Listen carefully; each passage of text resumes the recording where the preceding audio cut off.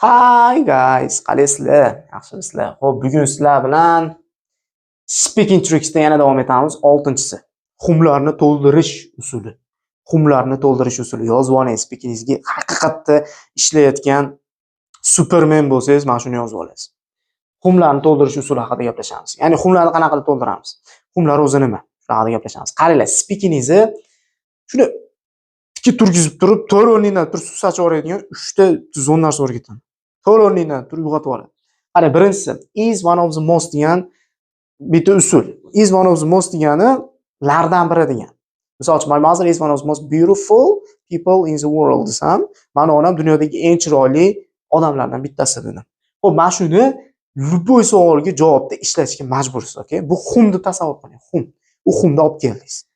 Onangiz eng chiroyli ayollardan biri deb bo'ldingiz, mana birinchisi bilan yozib oling.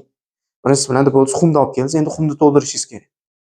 3 ta kichkina gap ishlatasiz. 3 ta kichkina gap. Ash xumni to'ldirish. Xumni qanaqa qilib to'ldirasiz? Siz onangiz chiroyli deb bo'ldingiz-ku. Endi uni isbotini qiling. 3 ta kichkina gap bilan. Misol uchun, mana onam ko'zlari katta, onam sochlari uzun, qoshlari juda ham kamondek, juda ham chiroyli deb kichkina gaplar qo'shib qo'yishingiz kerak, xum to'ladi.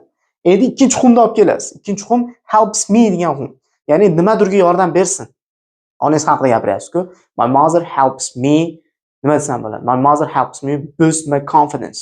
Mani duximni oshirishga yordam beradi onam dedi. Okay, helps me ishlatdim. Ikkinchi xumni zot helps me ekan, olib keldim. Helps me endi 3 ta gap bilan to'ldirishim kerak.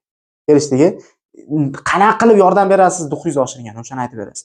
Keyingisi when I bir narsa makes me feel degan grammatika. Misol uchun, when I go home, uyga borsam, my mother makes me feel happy.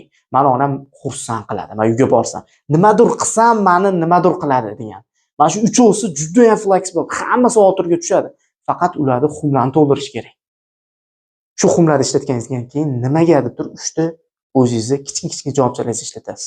Shu orqali nima bo'ladi? Qani. Speakingiz birinchidan chiqishni boshlaydi. Chunki bu yerda ham sizni gapirtiruvchi bor, ham sizni majbur qiladi o'zingizdan chiqaruvchi bor.